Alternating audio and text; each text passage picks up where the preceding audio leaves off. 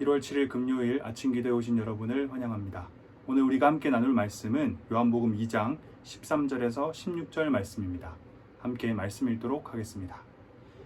유대인의 유월절이 가까운지라 예수께서 예루살렘으로 올라가셨더니 성전 안에서 소와 양과 비둘기 파는 사람들과 돈 바꾸는 사람들이 앉아 있는 것을 보시고 노끈으로 채찍을 만드사 양이나 소를 다 성전에서 내쫓으시고 돈 바꾸는 사람들의 돈을 쏟으시며 상을 엎으시고 비둘기 파는 사람들에게 이르시되 이것을 여기서 가져가라.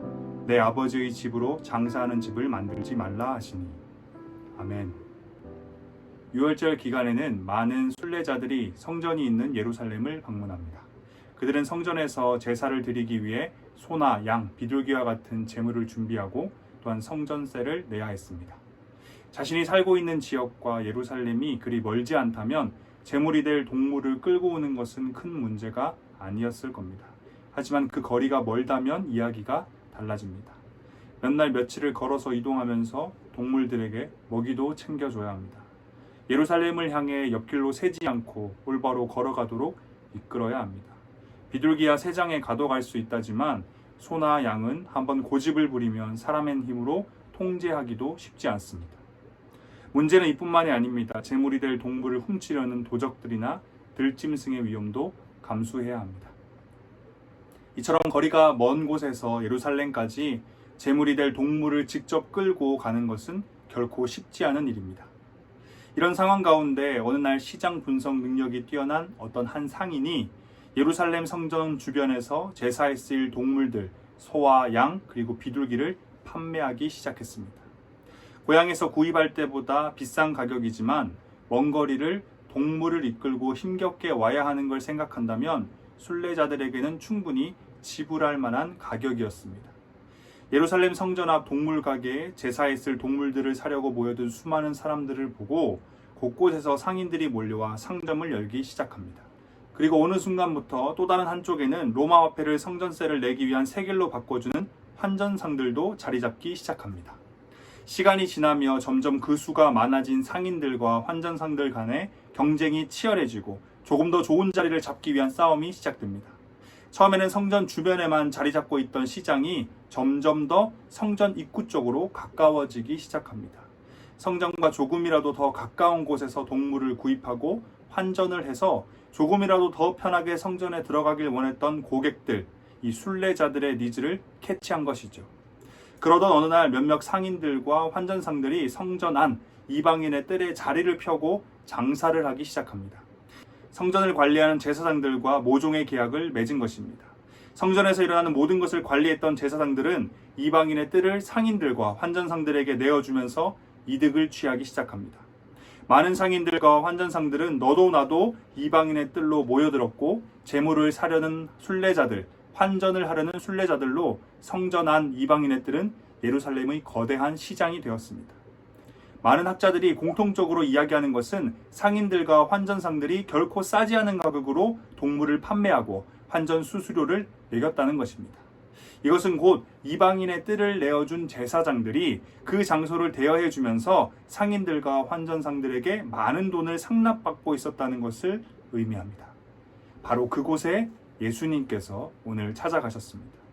예수님께서는 성전 안 이방인의 뜰에 자리 잡고 있는 수많은 상인들과 환전상들을 보시고 노끈으로 채찍을 만드셔서 동물을 성전에서 내쫓으시고 환전상들의 돈을 쏟으시고 상을 엎으십니다. 그리고 다음과 같이 말씀하십니다. 내 아버지의 집으로 장사하는 집을 만들지 말라. 누군가는 이런 예수님의 모습을 보면서 예수님이 폭력적이다, 사랑과 희생, 오래 참음을 이야기하더니 자기는 이렇게 분노하다니 이해할 수 없다라고 할지도 모릅니다. 하지만 우리가 기억해야 하는 것은 지금 예수님께서는 이성을 잃으셨다거나 자제력을 잃으신 것이 아니라는 사실입니다. 지금 예수님께서는 공생의 기간 내내 그러하셨듯이 자신이 마주한 상황 속에서 자신을 바라보고 있는 주위의 사람들에게 가장 필요한 가르침을 주려 하신 것이었습니다. 그렇기에 성전 안에서 예수님께서 이토록 노하셨다는 것은 그 안에 담긴 예수님의 가르침이 굉장히 중요하다는 것을 의미합니다. 그렇다면 예수님께서 가르치고자 하셨던 것, 예수님께서 성전 가운데 회복시키고자 하셨던 것, 지키고자 하셨던 것은 무엇이었을까요? 성전 안 이방인의 뜰에 시장이 세워지고 유지된다는 것은 그곳에서 여전히 많은 사람들이 제사에 쓸 동물을 구입하고 성전세를 내기 위해 환전을 한다는 것을 의미합니다. 다시 말해 많은 사람들이 예루살렘으로 찾아와서 제사를, 예배를 드렸다는 것입니다. 가까운 곳에 살았던 사람들도 있겠지만 분명 먼 곳에서 살았던 사람들도 하나님께 제사 드리기 위해, 예배 드리기 위해 예루살렘을 방문했고 많은 돈을 들여 소를 사기도 했을 것이며 양이나 비둘기를 사서 제사를 드렸을 것입니다. 성전세 또한 성실히 납부했을 겁니다. 그런데 예수님께서는 이방인의 뜰에 자리 잡고 있던 시장에서 노하시며 그것을 엎으셨습니다. 앞서 말씀드린 것과 같이 예루살렘 성전 주변에서 제사에 쓰일 동물을 팔고 성전세를 위한 환전소가 있는 것은 유월절 제사를 드리는 것에 있어서 모두에게 유익한 것이었습니다. 굉장히 좋은 아이디어였습니다. 순례자들에게도 그리고 상인들에게도 모두가 만족할 수 있는 것이었습니다. 하지만 상점과 환전소가 성전 입구의 문턱을 넘어서는 순간부터는 이야기가 완전히 달라지게 됩니다. 예수님께서 그토록 노하신 것은 그들이 넘지 말아야 할 선을 넘었기 때문입니다. 편리함이 예배보다 앞섰고 돈 버는 것이 거룩함보다 앞섰으며 그들의 탐욕이 하나님보다 앞섰던 것입니다. 제사에 쓰일 동물을 파는 상점과 환전소가 문제가 아니었습니다. 그 상점을 이용하는 순례자들 또한 문제가 아니었습니다. 예수님께서 지적하신 문제, 그토록 노하신 이유는 그들이 예루살렘 성전을 찾은 목적, 동물을 구입하고 환전을 한 그 목적을 잊어버렸기 때문이었습니다.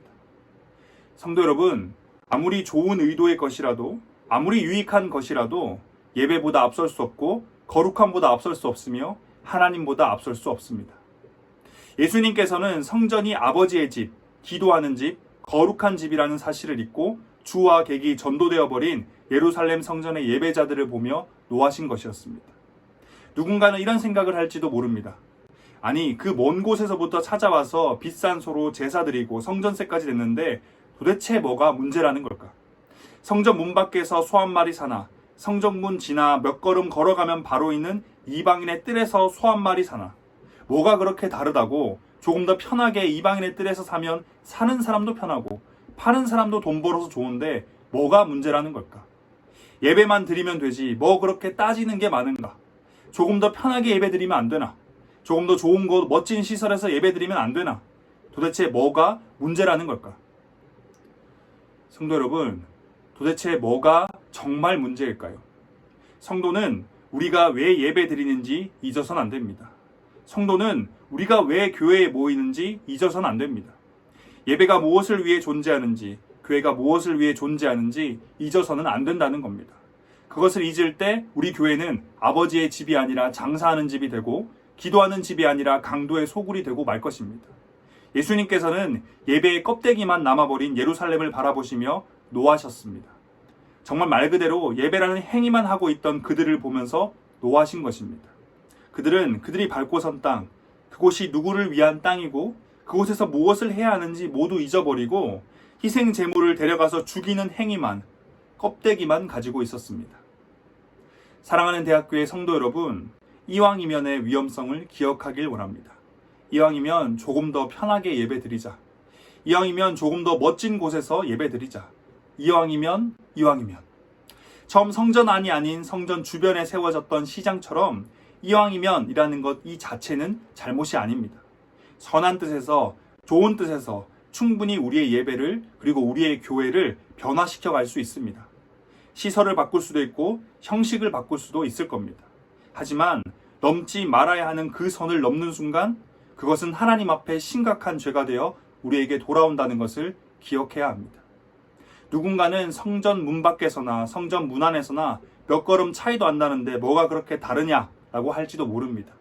하지만 예배가 아닌, 거룩함이 아닌, 하나님이 아닌 그 무언가를 우선으로 삼고 쫓아가기 시작하는 순간 우리는 넘지 말아야 하는 선을 넘게 되는 것이고 결국엔 껍데기만 남은 모습이 되고 말 것입니다. 예배 드리는 자가 가득했던 예루살렘 성전에는 예배 드리는 자가 없었습니다. 수많은 소와 양, 비둘기 그리고 가득 찬 헌금함이 있던 예루살렘 성전이었지만 속은 텅 빈 화려한 껍데기에 불과했습니다. 사람에게는 편하고 만족스러운 예배였을지는 몰라도 하나님에게는 불편하고 결코 만족스럽지 않은 예배였습니다. 사랑하는 대학교의 성도 여러분, 우리의 예배는 어떤지 돌아보길 원합니다. 우리의 교회는 어떤지 돌아보길 원합니다. 코로나로 인해 영상 예배를 드리고 있는 지금 우리의 상황은 그 어느 때보다 이 질문이 필요한 시기입니다. 지금 우리는 화려한 조명과 멋진 음향, 아름다운 영상 효과들이 어우러져서 그 어느 때보다 멋진 예배를 드리고 있을지 모릅니다. 또한 그 어느 때보다 많은 예배자들이 모일지도 모릅니다. 저는 우리의 이 예배가, 우리 대학교회가 속은 텅 빈 화려한 껍데기가 되지 않길 원합니다. 조금 더 좋은 환경에서 예배를 드리기 위해 형식과 모양을 바꾸는 것 좋습니다. 하지만 넘어서는 안 되는 선, 그 선을 넘지 않길 원합니다. 예배보다, 거룩함보다, 하나님보다 앞설 수 있는 것은 그 무엇도 없습니다. 저는 우리 대학교회가 예배를 지키고 거룩함을 유지하며 하나님을 기억하기 위해서라면 조금 불편하지만, 조금 힘이 들지만 얼마든지 성전 문 밖에서 소와 양, 비둘기를 살 수 있고 성전 문 밖에서 환전을 할 수 있을 것이라 생각합니다. 하나님께서는 지금 이 순간에도 예배를 드리는 수많은 자들 가운데 온전한 예배자를 찾으시며 이 땅의 수많은 교회 가운데 온전한 교회를 찾고 계십니다. 우리가 그런 예배자 되길, 우리 교회가 그런 교회 되길 소망합니다. 예배와 거룩함, 그리고 하나님을 언제나 무엇보다 앞세우며 우리 안에 아름답고 멋진 좋은 것들을 채워가는 우리 대학교회가 되길 기도합니다. 다 함께 기도하겠습니다. 우리의 창조자, 구원자 되신 하나님, 주님의 이름을 찬양합니다. 오늘도 어김없이 우리에게 새 생명 주심에 감사드립니다. 사랑하는 하나님, 수많은 예배자가 있었지만 온전한 예배자는 없었던 예루살렘 성전을 살펴봤습니다. 무엇을 위해 예배를 드리는지, 무엇을 위해 교회가 세워졌는지 잊지 않길 원합니다.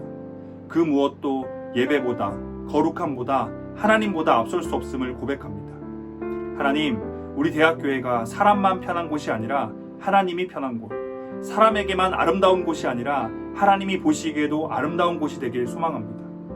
혹시라도 우리 대학교회 가운데 예배보다, 거룩함보다, 하나님보다 앞섰던 것들이 있다면 깨닫게 하여 주셔서 우리 교회를 아버지의 집으로, 기도하는 집으로 세워갈 수 있길 기도합니다. 우리의 구원자, 삶의 이유, 다시 오실 예수 그리스도 이름으로 기도드립니다. 아멘.